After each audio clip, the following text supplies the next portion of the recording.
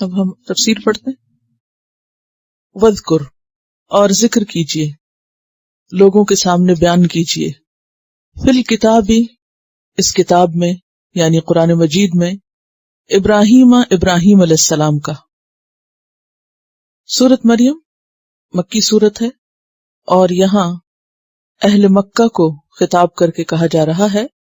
اہل مکہ کے سامنے ابراہیم علیہ السلام کا واقعہ بیان کرنے کا آپ صلی اللہ علیہ وسلم کو حکم دیا جا رہا ہے، کیونکہ اہل مکہ یا قریش اپنے آپ کو ابراہیم علیہ السلام کی اولاد قرار دیتے اور ان کی اولاد ہونے پر انہیں فخر تھا، اور ساتھ ہی ان کا یہ دعویٰ بھی تھا کہ ہم آپ کے دین پر ہیں.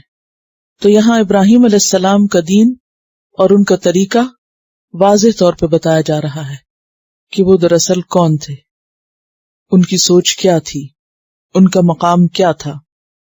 تو وذکر فی الکتاب ابراہیم انہ کان، بے شک وہ تھے، کون؟ ابراہیم، صدیقاً، بہت سچے، نبیًا، نبی. صدیق کا لفظ صدق سے ہے، صاد دال قاف. ایک ہوتا ہے صادق اور ایک ہوتا ہے صدیق. صدیق مبالغے کا صیغہ ہے، بہت زیادہ سچے.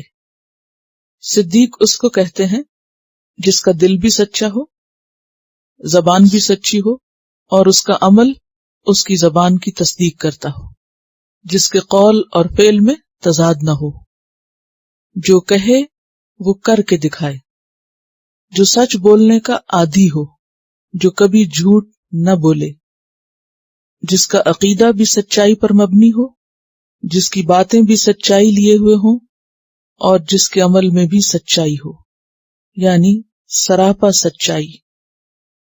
نبوت کے بعد سب سے بڑا درجہ صدیقیت کا ہے، اور صدیق اکبر کون ہے؟ ابو بکر رضی اللہ عنہ. تو یہاں ابراہیم علیہ السلام کو صدیق بتایا جا رہا ہے کہ وہ انتہائی سچے انسان تھے، اور ان کی سب سے بڑی صداقت کی دلیل کیا تھی؟ توحید. اس کائنات کی سب سے بڑی سچائی اللہ کو ایک ماننا ہے، اور سب سے بڑا جھوٹ اللہ کے ساتھ دوسروں کو شریک ٹھہرانا ہے. اذ قال لأبیہ، جب اس نے کہا اپنے باپ سے، یا ابتی، اے ابا جان، لم تعبدو، آپ کیوں عبادت کرتے ہیں، ما لا یسمع، ان کی جو سنتے نہیں، ولا یبصر، اور دیکھتے نہیں، ولا یغنی عنک شیئا، اور نہیں کام آ سکتے آپ کو کچھ بھی. ابراہیم علیہ السلام کا انداز دیکھیے، ایک طرف باپ کا احترام ہے اور دوسری طرف دلائل ہیں. خطاب کا انداز کیا ہے؟ یا ابتی، بہت ہی پیار سے اور بہت ہی ادب سے اور بہت ہی محبت سے والد کو مخاطب کرتے ہیں، اور اس کے ساتھ ساتھ دلائل بھی دے رہے ہیں.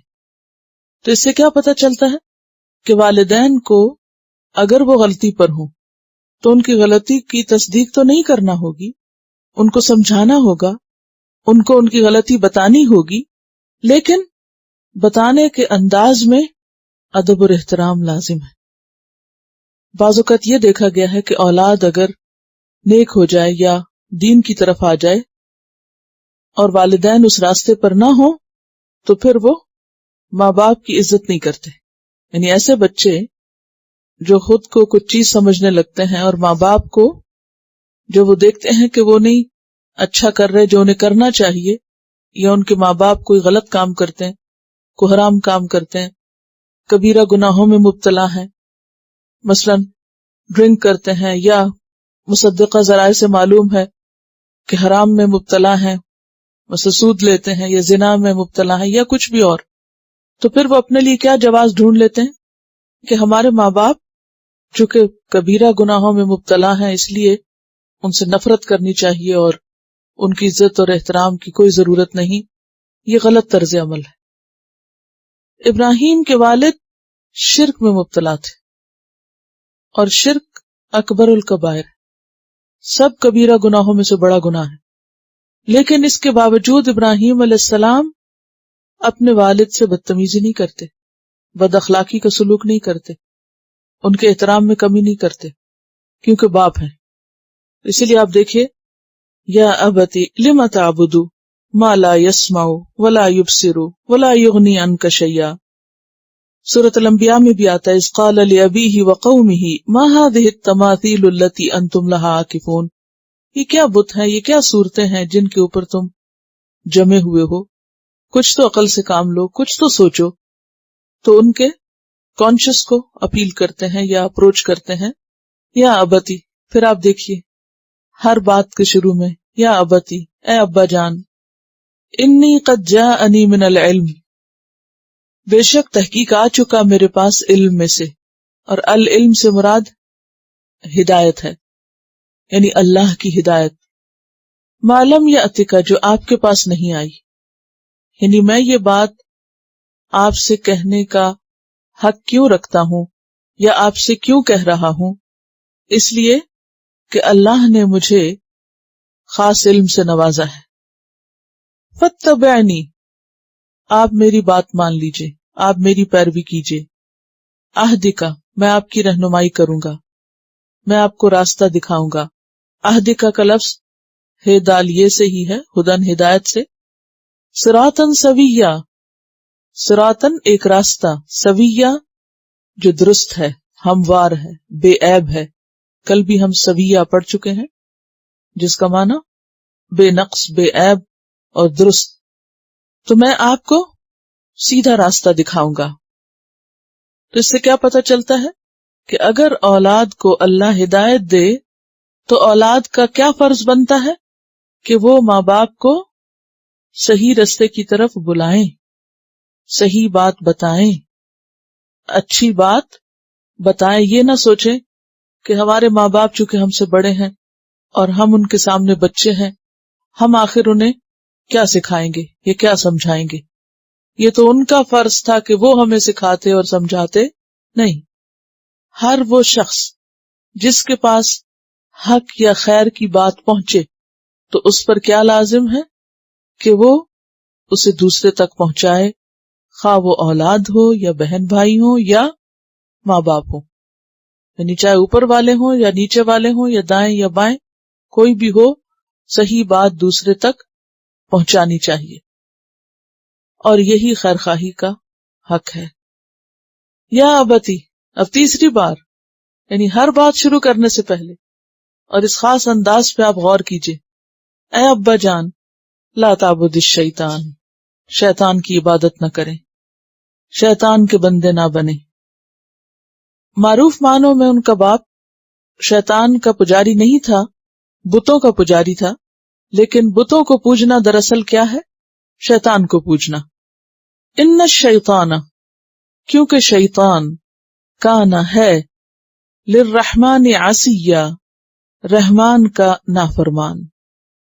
عصی کہتے ہیں بہت زیادہ نافرمانی کرنے والے کو. ایک ہوتا ہے عاصی، بندہ عاصی اردو میں استعمال ہوتا ہے، اور ایک ہے عصی. تو اس میں کیوں مبالغہ ہے یا اس میں کیوں شدت ہے؟ وجہ بتائیے. عاصی سے فرق کیوں ہے؟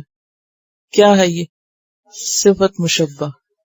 تو اس میں عاصی کی نسبت زیادہ گہرا معنی ہے یا زیادہ شدت ہے کہ اے ابا جان، شیطان کی عبادت نہ کیجیے، کیونکہ شیطان رحمان کا نافرمان ہے اور بہت زیادہ نافرمان ہے. کتنی خوبصورت دلیل ہے. اپنے ماں باپ کو بار بار اس طرح کہا ہو تو یہ بہت ایک محبت کا انداز ہے. یا ابتی انی اخاف، بے شک میں ڈرتا ہوں، ان یمسک، کہ لگ جائے گا آپ کو، چھو جائے گا آپ کو. یمسک میم سین سین مس، یعنی اگر آپ نے اس طریقے سے توبہ نہ کی، شرک سے باز نہ آئے، تو مجھے ڈر ہے کہ آپ کو لگ جائے گا عذاب من الرحمن، ایک عذاب رحمان سے، اللہ کی پکڑ میں نہ آ جائیں آپ. فتکون للشیطان ولیا، پھر ہو جائیں گے آپ شیطان کے ساتھی. ابھی تو مہلت ہے، وقت ہے. اگر ابھی بھی آپ نے یہ نہ چھوڑا تو پھر وقت، توفیق، مہلت ختم ہو جائے گی اور پھر آپ کا ساتھ انجام شیطان ہی کے ساتھ ہوگا. قالا، اتنی باتیں سن کر اب باپ بولتا ہے اراغب انت عن آلہتی یا ابراہیم، کیا، قالا کہا، کیا، راغب پھرنے والا ہے، راغب رغبہ ہوتا ہے رغبت کرنا جب اس کے بعد الہ ہو، اور ان ہو تو اس کا مطلب ہوتا ہے منہ پھیرنا، جیسے آتا نا وَمَن يَرْغَبُ عَن مِلَّةِ ابراہیم، کون منہ پھیر سکتا ہے ملت ابراہیم سے۔ اراغب انت، کیا پھرنے والا ہے تو، ان آلہتی، میرے الہوں سے، میرے معبودوں سے، یا ابراہیم، اے ابراہیم، ابراہیم یا ابتی کہہ کے پکار رہے ہیں، اور باپ ابراہیم کہہ کے پکارتا ہے، یا بنیا کہہ کے نہیں پکارتا، باپ کے انداز میں کوئی محبت نہیں ہے۔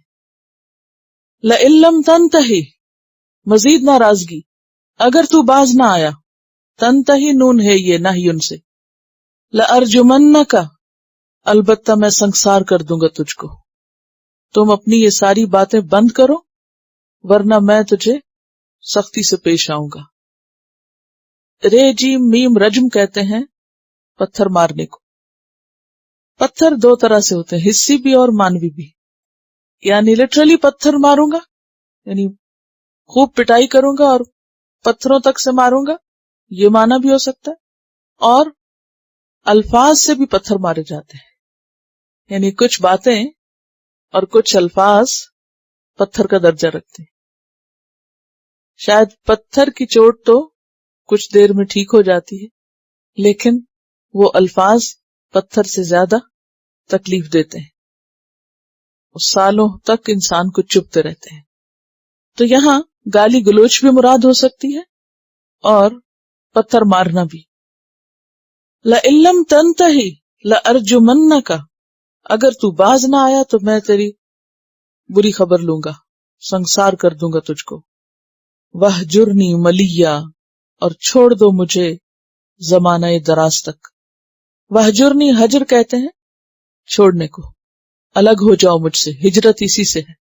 ملیا، میم لام واو اس کا روٹ ہے، ملون، املا لہم، املی لہم پیچھے آپ پڑھ چکے ہیں، یہ وہی لفظ ہے اسی اصل سے، اور ملیا کہتے ہیں زمانہ دراز کو، لمبے عرصے تک، اور مہلت دینا بھی تو اسی سے ہے نا، املی لہم، یعنی دیر تک چھوڑ دینا، یعنی تم ہمیشہ کے لیے مجھ سے الگ ہو جاؤ، میں تمہاری شکل نہیں دیکھنا چاہتا، چلے جاؤ یہاں سے، نکل جاؤ، یا یہ باتیں چھوڑ دو اور یا پھر مجھے چھوڑ دو، گھر چھوڑ دو۔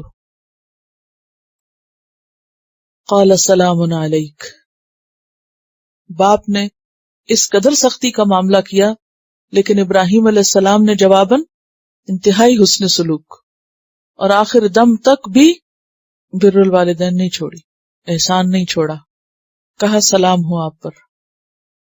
یہ کیوں کہا؟ دو وجوہات ہو سکتی، ایک تو یہ، آپ مجھے اگر کچھ کہیں گے بھی تو میری طرف سے آپ ایسا رویہ نہیں پائیں گے جواباً۔ السلام علیکم کہنے کا مطلب کیا ہوتا ہے؟ ایک تو ہم دعا دیتے ہیں دوسرے کو، دوسرے یہ کہ میری طرف سے تم بے فکر رہو، میں ایسا نہیں کروں، مجھ سے تمہیں کوئی تکلیف نہیں پہنچے گی۔ دوسرا یہ کہ جب کوئی شخص فضول باتوں پر اتر آئے، حجت بازی کرنے لگے، یا معاملہ بڑھنے کا موقع پیش آ جائے، تو ایسے موقع پر کیا حکم ہے کہ انسان الگ ہو جائے اور دوسرے کو اس کے حال پہ چھوڑ دے۔ کسی کو بھی سمجھائے بغیر، تبلیغ کے بغیر، بات پہنچائے بغیر چھوڑا نہیں جا سکتا، وہ چھوڑنا غلط ہوگا۔ پہلے فرض ادا کیا جائے اور اس کے بعد بائیکاٹ کیا جائے۔ قرآن پاک میں آتا ہے وَإِذَا خَاطَبَهُمُ الْجَاهِلُونَ قَالُوا سَلَامًا، کہ جب جاہل ان سے بات کرتے ہیں تو وہ کہتے ہیں سلام ہو تم پر، یعنی وہ ان سے جواباً الجھتے نہیں۔ تو ابراہیم علیہ السلام کے انداز دعوت میں کیا ہے؟ کوئی الجھاؤ نہیں، کوئی لڑائی جھگڑا نہیں، کوئی بد کلامی نہیں، بد اخلاقی نہیں، بدتمیزی نہیں، سختی نہیں، سخت سے سخت بات سن کے، یعنی اس سے سخت بات کیا ہو سکتی؟ لأرجمنک، آخری درجے کی سخت بات ہے، لیکن جواب میں کیا کہتے؟ سلام علیکم، تم پتھر مارو لیکن میری طرف سے تمہارے لیے سلامتی ہی ہے، میں ایسا نہیں کروں گا۔ سأستغفر لک ربی، ان قریب میں بخشش مانگوں گا آپ کے لیے اپنے رب سے، میں اپنے رب سے دعا کروں گا کہ وہ آپ کو معاف کر دے اور آپ کو توبہ کی توفیق دے۔ انہ کان بی حفیہ، بے شک وہ ہے میرے ساتھ بہت مہربان۔ کوئی انتقام نہیں لیا اپنی ذات کے لیے کبھی بھی، وہ دوسروں کی باتیں جو پتھروں سے بھی سخت ہو سکتی ہیں ان کو اللہ کی خاطر خوشی سے سہ لیتے ہیں، کیونکہ وہ با مقصد انسان ہوتے ہیں، وہ مقصد کے لیے جیتے ہیں، اپنی ذات کے لیے نہیں جیتے۔ وَأَعْتَزِلُكُمْ، اور میں چھوڑتا ہوں تم کو، اعتزلو کا لفظ عین زے لام سے ہے، وَمَا تَدْعُونَ، اور جن کی تم عبادت کرتے ہو، من دون اللہ، اللہ کے سوا، یعنی تمہیں اور تمہارے بتوں کو، تدون یا تعبدون کے معنوں میں، دعا کرتے ہو یا عبادت کرتے ہو۔ اب ابراہیم علیہ السلام اس جگہ کو چھوڑنے کا ارادہ کر لیتے ہیں کہ میں جا رہا ہوں، وَأَدْعُو رَبِّی، اور میں اپنے رب کو پکارتا ہوں، اور یہ دعا آگے آپ تفصیل کے ساتھ پڑھیں گے۔ عسیٰ، امید ہے، اللہ اکون، کہ نہیں ہوں میں، بدعاء ربی، اپنے رب سے دعا کر کے، شقیہ، محروم، مجھے امید ہے کہ میں اپنے رب سے دعا کر کے محروم نہ رہوں گا۔ اب اس میں آپ دیکھیے کہ ایک بہت بڑا سبق ہے، اولاد اپنے والدین پر خواہ وہ بوڑھے ہی کیوں نہ ہو جائیں، ہمیشہ ایک بھروسہ کرتے ہیں، اعتماد کرتے ہیں، ان کا سہارا لیتے ہیں۔ لیکن جب ابراہیم علیہ السلام دیکھتے ہیں کہ والد بہت سخت ناراض ہیں تو پھر ان کو چھوڑ کر اپنے رب کی طرف پلٹتے ہیں۔ وہ پہلے بھی پلٹتے تھے لیکن اس خاص موقع پر اس سے پتہ یہ چلتا ہے کہ اگر کوئی ستائے دین کے راستے میں خاص طور پر تو اس کا حل کیا ہے؟ اللہ کی طرف رجوع کرنا۔ اور اللہ نے ان کی دعا سن لی، ان کی اس نیکی کا صلہ انہیں کیا دیا؟ فَلَمَّا اعْتَزَلَهُمْ، پھر جب اس نے ان کو چھوڑ دیا، کن کو؟ قوم کو اور اپنے آباء و اجداد کو، وَمَا يَعْبُدُونَ مِن دُونِ اللَّهِ، اور جن کی وہ عبادت کرتے تھے اللہ کے سوا یعنی بتوں کو، وَهَبْنَا لَهُ إِسْحَاقَ وَيَعْقُوبَ، عطا کیے ہم نے اس کو اسحاق اور یعقوب، اللہ نے دنیا میں ہی ان کو بہترین نعم البدل عطا کیا۔ تو اس سے پتہ یہ چلتا ہے کہ والدین کے ساتھ اچھے سلوک کا صلہ اللہ تعالی اچھی اولاد کی شکل میں دنیا میں ہی دے دیتا ہے۔ وَكُلًّا جَعَلْنَا نَبِيًّا، اور ہر ایک کو ہم نے نبی بنایا۔ ہر ایک سے مراد یہاں اسحاق اور یعقوب علیہ السلام کے علاوہ خود ابراہیم علیہ السلام بھی ہے، یعنی اللہ نے ان کو نبوت عطا کی، یعنی صرف اولاد نہیں دی بلکہ نیک اولاد، اور صرف نیک نہیں بلکہ نیکوں کی بھی امام۔ وَوَهَبْنَا لَهُم مِّن رَحْمَتِنَا، اور عطا کیے ہم نے ان کے لیے اپنی رحمت میں سے، ہم سے مراد یہ تینوں ہیں، ابراہیم، اسحاق اور یعقوب، ان سب کو ہم نے عطا کیا اپنی رحمت میں سے، کیا؟ مال اور اولاد اور عزت۔ وَجَعَلْنَا لَهُمْ، اور بنایا ہم نے ان کے لیے لسان صدق، سچی زبان، سچا ذکر، علیہ، بلند مرتبہ۔ لسان کا لفظ زبان کے لیے آتا ہے، اور زبان سے مراد ٹنگ نہیں، لینگویج، وہ لفظ جو زبان سے نکلتے ہیں، جو انسان بولتا ہے۔ لیکن یہاں لینگویج کے معنوں میں یا ورڈز کے معنوں میں بھی نہیں، مراد یہاں اچھے ذکر کے معنوں میں، کیونکہ ابراہیم علیہ السلام نے جو دعا مانگی تھی جس کی تفصیل سورۃ الشعراء میں آتی ہے، اس میں کیا مانگا تھا؟ وَاجْعَل لِّي لِسَانَ صِدْقٍ فِي الْآخِرِينَ، کہ میرے لیے بعد والوں میں اچھی زبان یعنی نیک نامی اور اچھا چرچا کرنا۔ تو لسان سے مراد یہاں شہرت، تعریف، ذکر، صدق سچائی والی، اور صدق کا معنی بھی سچائی، خیر، خلوص، شرف، عزت، یعنی بعد والوں میں میرا ذکر اچھے الفاظ میں ہو۔ علیہ، بلند تر، علی کا لفظ اسی سے ہی ہے، یہ بھی صفت مشبہ ہے، یعنی بلند تر سچائی اور وہ ذکر جو اعلیٰ و ارفع ہو وہ مجھے عطا کرنا۔ وَاذْكُرْ فِي الْكِتَابِ موسیٰ، اور ذکر کیجئے کتاب میں موسیٰ علیہ السلام کا، انہو بے شک وہ کانا تھے، مخلصاً چنے ہوئے، خے لام صاد خلص، خلوص اسی سے ہے، اخلاص کا لفظ بھی اسی سے ہے، یعنی منتخب کیے ہوئے، کس کام کے لیے؟ اللہ تعالی سے کلام کرنے کے لیے، جو پچھلی شریعت کا پیروکار ہو۔ رسول کا مرتبہ نبی کے مقابلے میں بڑا ہوتا ہے۔ اب سوال یہ پیدا ہوتا ہے کہ اگر رسول کا لفظ آ چکا تو پھر نبی جو درجے میں کم ہوتا ہے اس کا ذکر کیوں کیا گیا؟ لفظی فرق کیا ہے؟ لفظ میں یہ ہے کہ نبی کا جو لفظ ہے یا تو یہ نبا ان سے ہوتا ہے جس کا معنی ہوتا ہے خبر، اور نبی جو خبر دے، خبر دینے والا، یا پھر نبی کا لفظ جو ہے نون بے واو سے ہوتا ہے، نبوہ کہتے ہیں ٹیلے کو، اونچی جگہ کو، تو نبیہ کا معنی کیا ہوگا؟ بلند مرتبہ، ٹھیک ہے؟ یعنی اگر رسول الگ آئے، نبی الگ آئے، تو نبی کا لفظ وہاں اپنے اصطلاحی معنوں میں استعمال ہوگا کہ جس کو اللہ نبوت کے لیے چن لے، اور اگر رسول کے بعد اسی شخص کے لیے نبی کا لفظ آئے تو معنی پھر کیا ہوگا؟ بلند مرتبہ، عالی قدر، یعنی پھر یہ نبوہ سے ہوگا۔ تو وہ اللہ کے بلند مرتبہ رسولوں میں سے تھے۔ وَنَادَيْنَاهُ، اور پکارا ہم نے اس کو، کس کو؟ موسیٰ علیہ السلام کو، من جانب الطور الایمن، طور کی دائیں جانب سے۔ طور مصر اور مدین کے درمیان ایک پہاڑ کا نام ہے، اور ایمن یمین سے ہے، دائیں جانب، اور کس کے دائیں جانب؟ موسیٰ علیہ السلام کے دائیں جانب، یعنی جب اللہ تعالیٰ نے ان کو اپنی ہم کلامی کے لیے منتخب کیا تو اس وقت وہ طور کی دائیں جانب تھے۔ جانب کس کو کہتے؟ سائڈ کو۔ وَقَرَّبْنَاهُ، اور قریب کیا ہم نے اس کو، نجیہ، سرگوشی کے لیے۔ قرب جو ہے دونوں طرح استعمال ہوتا ہے، حسی بھی اور مانوی بھی، لیکن یہاں حسی نہیں، یعنی اس کا یہ مطلب نہیں کہ اللہ تعالیٰ نے ان کو اٹھا کے وہ آسمان پر لے گئے یا وہ عرش کے قریب لے گئے۔ اس سے مراد کیا ہے؟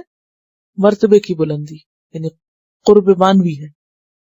نجیہ، نجیہ کا لفظ جو ہے یہ سرگوشی کے لیے بھی استعمال ہوتا ہے اور اس شخص کے لیے بھی جس سے راز کی بات کی جائے۔ وَوَهَبْنَا لَهُ مِن رَحْمَتِنَا، اور عطا کیا ہم نے اس کو اپنی رحمت سے، اخاہ اس کا بھائی، ہارون، ہارون علیہ السلام، نبیہ، نبی بنا کر۔ یہاں ہارون کے لیے نبیہ کا لفظ جو استعمال ہو رہا ہے یہ کس معنی میں ہو رہا ہے؟ یعنی اصطلاحی معنوں میں، کہ نبی بنا کر ہم نے ان کو عطا کیا ان کو۔ وَاذْكُرْ فِي الْكِتَابِ اسماعیل، اور ذکر کیجئے کتاب میں اسماعیل کا علیہ السلام، جو ابراہیم علیہ السلام کے بیٹے تھے۔ انہ کان صادق الوعد، بے شک وہ وعدے کے سچے تھے۔ یہاں صادق کا لفظ آیا ہے، سچے، اور وعد وعدہ، وہ وعدے کے بہت سچے انسان تھے۔ وکان رسولا نبیا، اور وہ رسول نبی تھے، یعنی بلند مرتبہ پیغمبر تھے۔ اسماعیل علیہ السلام کی ایک اور صفت بھی قرآن پاک میں آتی، سورۃ الصافات میں، فبشرناہ بغلام حلیم۔ یہاں صادق الوعد آیا، رسول اور نبی، اور وہاں حلیم کا لفظ آتا ہے کہ اپنے والد کی طرح یہ بھی بہت بردبار تھے، متحمل المزاج تھے، اور خاص طور پر ان کے وعدے کی سچائی کا ذکر یہاں کیا جا رہا ہے۔ کہا جاتا ہے کہ جب انہوں نے اپنے والد سے یہ سنا کہ انہوں نے خواب دیکھا ہے کہ وہ ان کو ذبح کر دیں، تو انہوں نے کیا کہا؟ یا ابت افعل ما تؤمر، ابا جان آپ کر لیجئے جو آپ کو حکم ملا ہے۔ ستجدنی انشاء اللہ من الصابرین، ان قریب آپ پائیں گے مجھے انشاءاللہ صابرین میں سے، صبر کرنے والوں میں سے۔ اور کیا خوبی تھی اسماعیل علیہ السلام میں؟ وَكَانَ يَأْمُرُ أَهْلَهُ بِالصَّلَاةِ وَالزَّكَاةِ، اور وہ اپنے گھر والوں کو نماز اور زکوٰۃ کا حکم دیتے تھے۔ یہ ان کی خاص خوبی تھی. اس خوبی سے ہمیں بھی کچھ سیکھنا ہے، اور وہ کیا ہے؟ اپنی فکر کے بعد گھر والوں کی فکر کرنی ہے. وَاذْكُرْ فِي الْكِتَابِ ادریس، اور ذکر کیجئے کتاب میں ادریس علیہ السلام کا. ادریس کا لفظ عربی لفظ تو نہیں، لیکن بعض علماء نے اس کے معنی نکالنے کی کوشش کی ہے کہ اس کا معنی ہے کثیر الدرس، بہت پڑھنے لکھنے والا. اور کہا یہ جاتا ہے کہ ادریس علیہ السلام نے سب سے پہلے قلم سے لکھنا شروع کیا تھا، یعنی لکھائی کا آغاز ان کے دور سے ہوا، لکھنے کے موجد ہیں وہ. اور اسی طرح کپڑا سینا اور سوئی کا استعمال بھی انہی کے دور سے شروع ہوا. پھر یہ بھی کہا جاتا ہے کہ حساب کتاب کے ماہر تھے، اس کے بھی موجد تھے. ترازو سے تولنا وغیرہ انہی کے دور میں شروع ہوا. تو پیغمبر بھی تھے اور اس کے ساتھ ساتھ دنیا کے بھی بہت سے سکلز جانتے تھے. اور یہ بھی کہا جاتا ہے کہ ان کا نام اخنوخ تھا اور لقب ادریس ہے. بہرحال بہت ابتدائی دور کے پیغمبروں میں سے ہیں. نوح علیہ السلام سے بھی پہلے کا زمانہ ہے ان کا. بعض روایات میں آتا ہے کہ نوح علیہ السلام کے پردادا تھے، یعنی دادا کے والد، اور شیث علیہ السلام کے نواسے تھے. انہ کان صدیقا نبیا، بے شک وہ بھی سچے نبی تھے، صدیق تھے. اس سچائی کا اللہ نے ان کو کیا بدلہ دیا؟ وَرَفَعْنَاهُ مَكَانًا عَلِيًّا، بلند کیا ہم نے اس کو بلند مقام پر. مکان سے مراد مقام ہے، مرتبہ ہے، یعنی تقرب الی اللہ نصیب ہوا. اور علیہ بہت بلند. اس کے بارے میں بعض روایات میں یہ آتا ہے کہ ادریس علیہ السلام کو بھی عیسیٰ علیہ السلام کی طرح اوپر اٹھا لیا گیا، لیکن روایات کچھ ضعیف بھی ہیں. بہرحال نبی صلی اللہ علیہ وسلم جب معراج کے موقع پر آسمانوں پہ تشریف لے گئے تھے تو انس بن مالک ابن سعصہ سے روایت کرتے ہیں کہ آپ صلی اللہ علیہ وسلم نے حضرت ادریس علیہ السلام کو چوتھے آسمان پر دیکھا تھا. لیکن یہاں زیادہ بہتر اور راجح معنی کیا ہے مکانن علیہ کا، کہ اللہ نے آپ کو بڑا مرتبہ عطا کیا تھا، بلند مقام عطا کیا تھا. کیوں؟ کیونکہ آپ بھی صدیق تھے. اولئک الذین، یہ وہ لوگ ہیں، انعم اللہ علیہم، جن پر اللہ نے انعام کیا. کن کی طرف اشارہ ہے؟ زکریا علیہ السلام سے لے کر ادریس علیہ السلام تک. یہ وہ لوگ ہیں جن پر اللہ کا انعام تھا، جن کی پیروی ہم مانگتے. صراط الذین انعمت علیہم من النبیین، انبیاء میں سے، من ذریت آدم، آدم کی اولاد میں سے. یہ سب آدم کی اولاد میں سے تھے. وممن، اور ان میں سے جو، حملنا مع نوح، جن کو سوار کیا ہم نے نوح علیہ السلام کے ساتھ. کس پر؟ کشتی پر. ومن ذریت ابراہیم، اور یہ کون تھے؟ ابراہیم کی ذریت میں سے، اولاد میں سے. اور ابراہیم سام بن نوح کی ذریت میں سے تھے. وہ اسرائیل، اور اسرائیل کس کا لقب ہے؟ یعقوب علیہ السلام کا. یعقوب علیہ السلام کی اولاد میں سے، جیسے موسیٰ، ہارون، زکریا، یحییٰ، عیسیٰ، مریم. کیونکہ حضرت مریم کا بھی ذکر گزرا نا پیچھے. مریم علیہ السلام کے بارے میں بعض نے تو کہا کہ وہ بھی نبی تھی، لیکن زیادہ راجح رائے یہی ہے کہ وہ صدیقہ تھی. وہ امہ صدیقہ قرآن میں آتا ہے. وممن ہدینا، اور ان میں سے جن کو ہم نے ہدایت دی. وجتبینا، اور ہم نے چن لیا. یعنی ذریت ابراہیم اور اسرائیل میں سے بعض کو، من یہاں بعض کے معنوں میں ہے، بعض کو ہم نے ہدایت دی اور چن لیا. وہ کون تھے؟ اذا تتلی علیہم آیات الرحمن، رحمان کا لفظ اس صورت میں بہت دفعہ آ رہا ہے. جب پڑھی جاتی ہیں ان پر رحمان کی آیات، خرو، تو وہ گر پڑتے ہیں. سجدن، ساجد کی جمع، سجدہ کرتے ہوئے، سجدہ کرنے والے ہو کر. وبکیا، باکی کی جمع، روتے ہوئے. بکا ایسے رونے کو کہتے ہیں جس میں آواز نہ ہو. چیخ چلا کے رونا بکا نہیں کہلاتا، نوحہ ہوتا ہے، یعنی جس میں انسان روئے لیکن آواز نہ ہو. ہنسی بھی وہ پسندیدہ ہے جس میں آواز نہ ہو. رونا بھی وہی پسندیدہ ہے جس میں آواز نہ ہو۔ تو یہ انعام یافتہ لوگوں کی باتیں تھی۔ کون ہے یہ؟ آدم ہی کی اولاد میں سے ہیں، پھر ان میں سے ہے جو نوح کے ساتھ سوار ہوئے علیہ السلام، پھر ابراہیم اور اسرائیل کی اولاد میں سے ہیں، اور ان کی اولادوں میں سے کچھ کو ہم نے ہدایت دی اور چن لیا، اور کچھ جو تھے جیسے ابراہیم علیہ السلام نے جب دعا مانگی تھی، جب اللہ تعالیٰ نے ان کو امامت عطا کی تو انہوں نے کہا قال ومن ذریتی قال لا ینال عہد الظالمین، ظالموں کے لیے میرا وعدہ نہیں۔ تو خواہ کوئی پیغمبروں کی اولاد میں سے، چنے ہوئے لوگوں کی اولاد میں سے، تو جب تک وہ خود کوشش نہ کرے تو اس کو مقام اور مرتبہ نہیں ملتا۔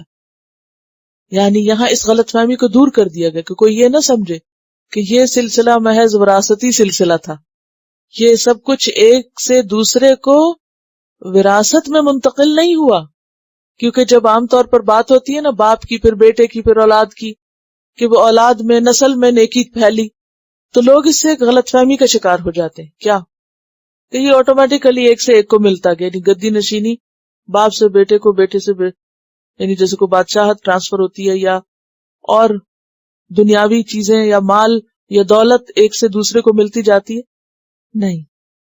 یہاں کیا ہے، اگرچہ یہ رشتہ دار تھے، اگرچہ یہ ایک دوسرے کی اولاد تھے، کیونکہ یہاں اولاد کی بات ہو رہی ہے نا، آدم کی اولاد تھے، نوح کی اولاد تھے، ابراہیم کی، اسرائیل کی، لیکن اس اولاد میں سے ہم نے بعض کو ہی چنا ہے، سب کو نہیں۔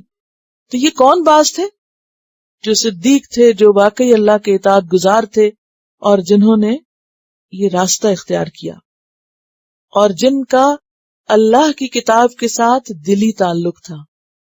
اذا تتلی علیہم آیات الرحمن، کہ ان کے دلوں کا حال بہت اچھا تھا کہ رحمان کی آیتیں سن کر بیٹھے نہیں رہ جاتے تھے، جھک جاتے تھے۔ لیکن پھر کیا ہوا؟ فخلف من بعدہم خلف، پھر جانشین ہوئے ان کے بعد برے جانشین۔ خلف برے جانشین، اور خلف اچھے جانشین۔ سلف برے پہلے لوگ، اور سلف نیک پہلے لوگ۔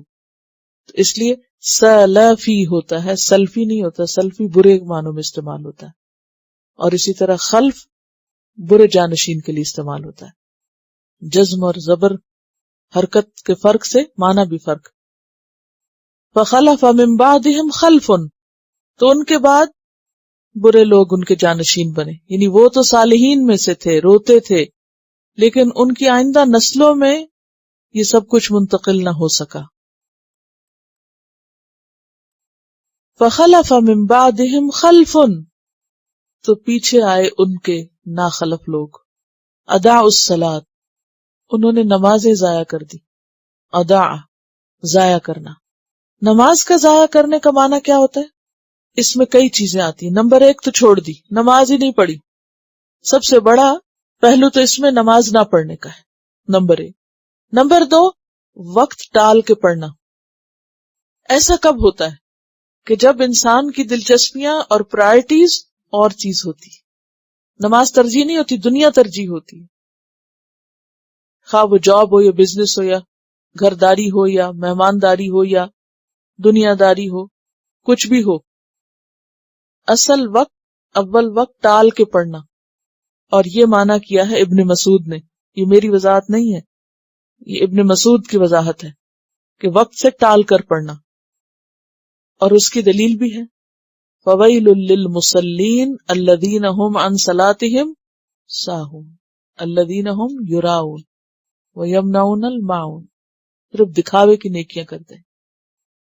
پھر نماز ضائع کرنے میں سنن اور آداب کی پوری پیروی نہ کرنا، یعنی اس میں جو سنتیں ہیں، آداب ہیں، نماز کی شرائط ہیں، ان کی پرواہ نہ کرنا۔ آج کل آپ نماز نبوی پڑھ رہے ہیں تو آپ نے دیکھا ہوگا کتنی چھوٹی چھوٹی چیزیں ایسی ہیں کہ جن سے ہم سالوں غافل رہے ہیں۔ کیوں؟ اس لیے کہ ہم نے خود نہیں پڑھا، صرف ماں باپ کو دیکھا، اور اگر وہ صحیح پڑھتے تھے تو صحیح، اور اگر انہوں نے درست نہیں پڑھی تو ہم نے بھی کہا سب سے صحیح طریقہ اور سب سے صحیح چیز وہ ہے جو ہمارے ماں باپ کرتے ہیں، وہ علم کے مطابق ہے یا نہیں اس کی تو ہم نے کبھی ضرورت ہی محسوس نہیں کی، صرف دیکھا دیکھی میں نماز پڑھیں۔ بس وہ نسلاً ماں باپ کے گھر جو کچھ دیکھا وہی کر لیا، رٹی رٹائی اور ایک روٹین کی. تو یہ بھی نماز ضائع کرنا ہے. نماز پڑھ رہے ہیں لیکن صحیح طریقے سے نہیں پڑھ رہے، نہ خشوع و خضوع ہے، نہ ہی ادب آداب ہے، نہ اللہ کا ذکر ہے، نہ یاد ہے، بس ایک ایکسرسائز کر کے اٹھ گئے. تو یہ کیے ہوئے کو بھی ضائع کرنے والی بات ہے، کیونکہ نماز یا تو نمازی کے حق میں سفارش اور حجت بنے گی، یا پھر وہ اس کے لیے بد دعا کرتی کہ اللہ اس کو ضائع کر جیسے اس نے مجھے ضائع کیا ہے، جیسے اس نے مجھے پڑھا نا تو بھی اس کے ساتھ یہی کر. تو وہ جانشین جو تھے نیک لوگوں کی اولاد، وہ اسی پہ خوش رہے کہ ہمارے ماں باپ بڑے نیک تھے. پدرم سلطان پور. ادا الصلاۃ، پہلی خرابی جو لوگوں میں آتی ہے وہ نماز کو لائٹلی لینا، اس کی پرواہ نہ کرنا. اور اس کی وجہ کیا ہے؟ واتبعوا الشہوات، خواہشات کی پیروی. کیونکہ زین للناس حب الشہوات من النساء والبنین والقناطیر المقنطرہ. بیوی، بچے، مال، یہی چیزیں نماز لیٹ کراتی ہیں، یہی ضائع کراتی ہیں. انہی چیزوں کی محبت انسان کو اللہ سے غافل کرتی ہے.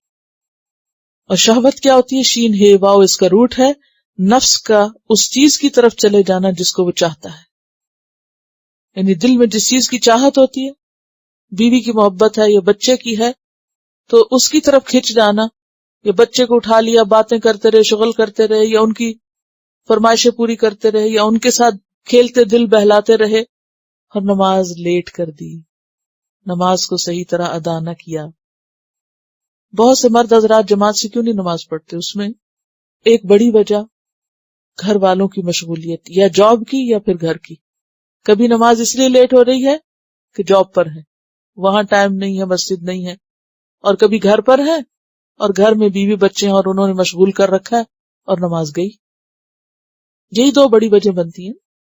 واتبعوا الشہوات، دنیا کے اٹریکشن کی طرف کھنچ گئے اور نماز چھوڑ دی. نتیجہ کیا ہوگا؟ فسوف یلقون غیا، پس ان قریب وہ جا ملیں گے گمراہی سے. غی کا لفظ جو ہے گمراہی کے لیے استعمال ہوتا ہے. اگر اس کو اس کے اصلی لفظی معنی میں لیا جائے تو مراد کیا ہوگی؟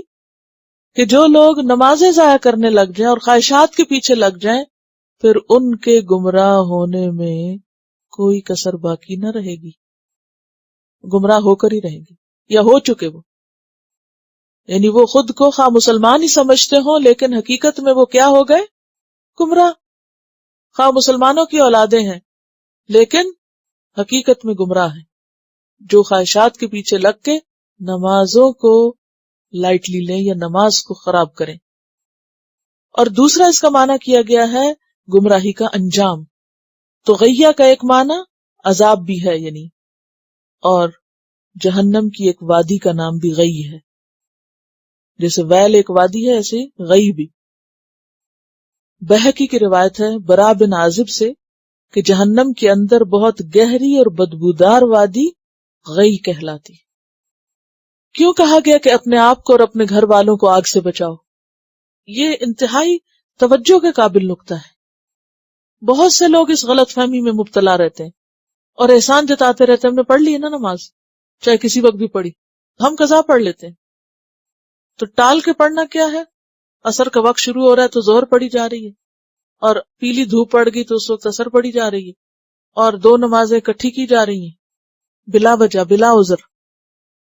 اور نماز آخری چیز ہے، سارے کام کر لیے، یہ بھی کر لیں، یہ بھی کر لیں، یہ بھی کر لیں، اور جب آخری وقت رہ گیا تو جا کے جلدی سے ٹھونگے مار دیے. یہ ہے نماز کو ضائع کرنا، پرواہ نہیں. ایسے لوگ خواہ اپنے آپ کو نیکی کیوں نہ سمجھے، وہ برے انجام سے نہیں بچ سکتے. یعنی اس میں ہمیں فکر کرنے کی ضرورت ہے، کیونکہ ہم دیکھیں کہ جو لوگ تو مسلمان ہی نہیں، ان کا تو معاملہ ہی ایک طرف ہے. یہاں ان کی بات نہیں کی جا رہی، یہاں ان کی جا رہی ہے کہ جو نیکوں کی اولاد ہے، نیک لوگوں کی اولاد ہے، نیک گھروں میں پرورش پائی انہوں نے، لیکن بڑے ہو کر دنیا کی محبت میں ایسے گم ہوئے کہ سب کچھ بھلا بیٹھے. بس یہی کہہ کہ خوش ہوتے رہتے ہیں کہ ہمارے ماں باپ بڑے تہجد گزار تھے، اور ہماری والدہ کا تو کسی نے بال بھی نہیں دیکھا تھا، اور ہماری دادی ایسے ہوا کرتی تھی. آج مسلمانوں کی نسلوں میں بس یہی چیزیں رہ گئی ہیں، اور خود کیا کر رہے ہیں وہ سب ٹھیک ہے. تو یہ انداز درست نہیں ہے. کوئی غلط فہمی اور بھول میں نہ رہے کہ ہمارے ماں باپ کی نیکی ہمارے کام بھی آ جائے گی. فخلف من بعدهم خلف اضاعوا الصلاة واتبعوا الشهوات فسوف يلقون غيا الا من تاب وآمن وعمل صالحا، مگر جو توبہ کر لے اور ایمان لے آئے اور نیک عمل کرے. ہاں وہ نیک لوگوں کی اولاد ہو، اگر وہ نمازیں چھوڑ رہے ہیں یا پرواہی نہیں کر رہے تو ضرورت کس چیز کی ہے؟ توبہ کی. ایمان لانے کا کیوں کہا جا رہا ہے؟ کیونکہ حدیث میں آتا ہے نا، جو جان بوجھ کے نماز چھوڑ دے، من ترک الصلاۃ متعمدا فقد کفر. تو توبہ میں پھر ایک طرح سے تجدید ایمان بھی ہے. اور وعمل صالحا، شرط لگا دی نیک کام کرے. اور نیک کام کیسے؟ کس کو نیک کام کہتے؟ وہ نہیں جسے ہم نیک سمجھے بیٹھے، جس میں اخلاص بھی ہو اور جس میں طریقہ بھی صحیح ہو. فَأُولَئِكَ يَدْخُلُونَ الْجَنَّةَ، یہی لوگ جنت میں داخل ہوں گے. وَلَا يُظْلَمُونَ شَيْئًا، اور کچھ بھی ظلم نہ کیے جائیں گے، کیونکہ توبہ پچھلے گناہوں کو ڈھا دیتی. ایسے لوگوں کے لیے پھر کیا ہے؟ جنت کے باغ. کیسی ہے وہ جنت؟ جنات عدن، عدن کے باغات. التی وعد الرحمن عبادہ بالغیب، جس کا رحمان نے وعدہ کر رکھا ہے اپنے بندوں سے غائبانہ طور پر. انہ کان وعدہ مأتیا، بے شک ہے اس کا وعدہ پورا ہو کر رہنے والا، آ کر رہنے والا. مأتیا کا لفظ جو ہے نا عطا یا اتی سے ہی ہے. لا يسمعون فیہا لغوا، وہاں وہ کوئی لغو بات نہ سنیں گے. بہت پرامن پرسکون جگہ جہاں فضول باتیں نہیں ہوں گی. لغو کس بات کو کہتے ہیں؟ گھٹیا قسم کی، لچر، بیہودہ، اور فحش بھی شامل ہو جاتا ہے اس میں کبھی. یعنی صرف جسے کہتے ہیں نا گاسپس، کبھی اس کی کبھی اس کی. اور عربی میں لغو اس کے لیے بھی کہتے ہیں جو ہلکی قسم کی باتیں نہیں ہوتی، بے معنی، بیکار، بے مقصد. یعنی لغو وہ چیز ہوتی ہے کہ جس کا کوئی آؤٹ پٹ نہ ہو، کوئی ریزلٹ نہ، کوئی فائدہ، کوئی نفع نہ ہو. یعنی جس بات کے کرنے کے بعد کچھ نتیجہ، کچھ حاصل نہیں، بالکل فضول، جس سے ٹائم ویسٹ ہوتا ہے. تو وہاں ایسی باتیں نہیں ہوگی. اصل میں کیوں نہیں ہوگی؟ اس لیے کہ وہاں جائیں گے ہی ایسے لوگ جو کارآمد باتیں کرنے والے ہیں، جو دنیا میں اچھی بات کرنے کا ٹیسٹ ڈیولپ کر چکے ہیں. تو اسی طرح جنت والے لوگ جو ہوں گے انتہائی باذوق لوگ ہوں گے، اعلیٰ درجے کے ٹیسٹ والے ہوں گے. ہلکی، گھٹیا، فضول، بیکار، بے مقصد باتوں میں ان کا دل ہی نہیں لگے گا. ان کی طبیعت پہ دنیا میں بھی گراں گزرتی تھی، اور وہاں تو وہ چھیڑیں گے ہی نہیں، وہاں تو وہ سنیں گے ہی نہیں. لا يسمعون فیہا لغوا، اور جھوٹی قسم کی باتیں اور غیبت اور چغلی اور شکوے اور شکایتیں اور اس قسم کی چیزیں وہ وہاں نہیں ہوں گی. یہ جنت کی ایک خاص خوبی بتائی جا رہی ہے. وَلَهُمْ رِزْقُهُمْ فِيهَا بُكْرَةً وَعَشِيًّا، اور ان کے لیے اس میں رزق ہوگا صبح اور شام، 3 ٹائم نہیں، صبح اور شام. اور ویسے بھی اوور آل وہاں کا ماحول کیا ہوگا؟ تحیتہم فیہا سلام. تلک الجنہ، یہ ہے وہ جنت، التی، وہ جو، نورث، ہم وارث بنائیں گے، من عبادنا، اپنے بندوں میں سے، من کان تقیا، جو کوئی ہو تقوی والا، متقی، بہت ڈرنے والا. یہ جنت اس کے حصے میں آئے گی جو اللہ سے بہت ڈرتا ہے. ان کو تو جنت کی طرف لے جایا جائے گا. وَمَا نَتَنَزَّلُ إِلَّا بِأَمْرِ رَبِّكَ، اور نہیں ہم اترا کرتے مگر تیرے رب کے حکم سے. یہ جبریل علیہ السلام کا قول ہے. صحیح بخاری میں آتا ہے کہ آپ صلی اللہ علیہ وسلم نے حضرت جبریل سے فرمایا کہ آپ میرے پاس جلدی جلدی کیوں نہیں آیا کرتے؟ تو اس کے جواب میں یہ آیت نازل ہوئی کہ ہم تو آپ کے رب کے حکم سے آتے ہیں. جب رب کی طرف سے حکم آتا ہے، اجازت آتی ہے، تو پھر ہم آتے ہیں. لہو ما بین ایدینا وما خلفنا، اسی کے لیے ہے جو ہمارے آگے ہے اور جو ہمارے پیچھے. ماضی، حال، مستقبل سب وہ جانتا ہے. وما بین ذالک، اور جو ان کے بیچ میں یعنی حال ہے. وما کان ربک نسیا، اور نہیں ہے تیرا رب بھولنے والا. نسیا ایک ہوتا ہے نا ناسی، اور ایک ہوتا ہے نسیا یعنی بہت زیادہ. جیسا کہ آپ جانتے ہیں کہ بعض اوقات وہی جلدی جلدی آتی اور بعض اوقات وقفہ ہو جاتا. اس پر آپ نے جبریل سے پوچھ لیا کہ آپ جلدی کیوں نہیں آتے؟ تو جبریل نے کیا کہا کہ ہم تو اللہ کے حکم سے آتے ہیں، وہ جو سب کچھ جانتا ہے. یہ کیوں کہا کہ سب کچھ جانتا ہے آگے پیچھے؟ کہ جب اللہ تعالیٰ مناسب سمجھتا ہے کسی خاص وقت میں کوئی چیز بھیجنا تو وہ بھیج دیتا ہے، کیونکہ وہ زیادہ حالات کو بہتر طور پر جانتا ہے. رب السماوات والارض، رب ہے آسمانوں اور زمین کا. وما بینہما، اور جو ان دونوں کے درمیان ہے ہر چیز کا. فاعبدہ، پس آپ اسی کی عبادت کیجئے. واصطبر، اور صبر کیجئے. ایک ہوتا ہے صبر اور ایک ہوتا ہے استبار. استبار جو ہے یہ صبر سے زیادہ بڑی چیز ہے. یہاں صرف صبر کرنے کو نہیں کہا جا رہا بلکہ زیادہ قائم رہنے اور جم جانے کے لیے کہا جا رہا ہے. واصطبر لعبادتہ، اور اس کی عبادت پر جمے رہیے زیادہ. یعنی جب وہی آئے تو ٹھیک ہے، اور اگر نہ آئے تو بیچ کے وقفوں میں عبادت پر اور زیادہ انہماک.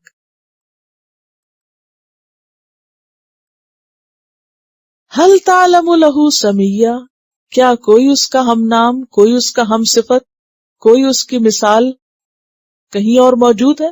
نہیں.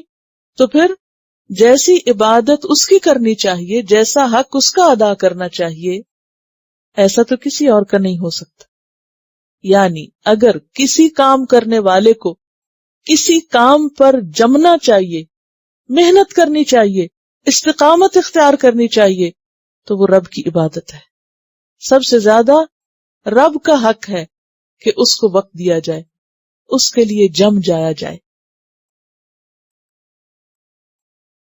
آپ دیکھیں کہ ہم دنیا کے کام، کاروبار، جاب، بزنس وغیرہ کے لیے جتنی کمٹمنٹ شو کرتے ہیں کہ نہیں یہ میں نہیں چھوڑ سکتا کیونکہ اس سے میری زندگی وابستہ ہے، یا کوئی بھی پیشن چاہے مالی نہ بھی ہو، کوئی انٹرسٹ، بعضوں کا شوق ہوتا ہے. تو بات یہ ہے کہ شوق کسی بھی چیز میں کیوں ہوتا ہے کہ وہ ہمارے نزدیک بہت ہی اہم چیز ہوتی. ہم بیمار بھی ہوں، ہمیں کچھ بھی ہو، تو ہم کہتے ہیں نہیں یہ نہیں میں چھوڑ سکتا. تو اسی طرح کا پیشن ہونا چاہیے عبادت کا. واصطبر لعبادتہ، شوق کہ میں کسی حال میں نماز نہیں چھوڑ سکتا، سب کچھ چھوٹ جائے چھوٹتا ہے، یہ نہیں میں چھوڑ سکتا. ہم سب اپنے آپ کو پرکھ کر دیکھیں کہ ہمارے اندر عبادت کا کتنا شوق ہے، کس قدر جماؤ ہے. اشہد ان لا الہ الا انت نستغفرک ونتوب الیک. السلام علیکم ورحمۃ اللہ وبرکاتہ. Quran vocabulary 100%. The best application to understand Quran. Study with flashcards. Word list. Learn 25% of Quran vocabulary in 7 days. Multiple MCQs to practice and test vocabulary. Single choice. Multiple choice. True, false. Bookmark difficult words. Study wrongly answer words. Test your skills. 12 essential grammar lessons at Learn Quranic Grammar.